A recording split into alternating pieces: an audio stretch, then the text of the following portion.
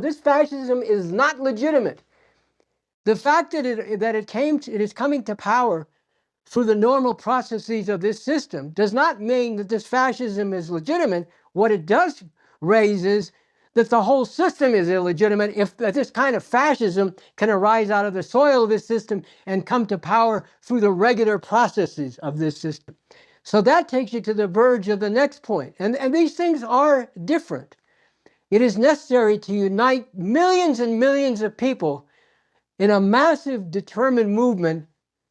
to prevent this fascism from being consolidated and carrying out its horrific program. That unity has to be as broad as it can possibly be, including people who aren't convinced that this is somehow related to the fundamental nature of the whole system and the whole system has to go. But at the same time, those of us,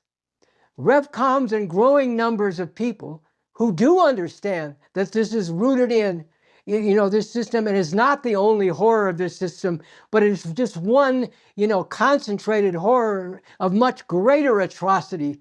and outrage of this whole system. Those of us who do understand that at any given time, while uniting as broadly as possible with others who aren't yet won to that, need to be, bringing forward and struggling sharply to bring that understanding to growing numbers of people and handling correctly and well the relationship between the broad unity, uniting all who can be united,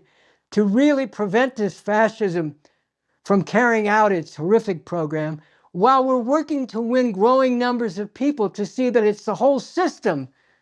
that's a horror. That this fascism is one concentrated expression of the horror of this system, but it's fundamentally, as I've said,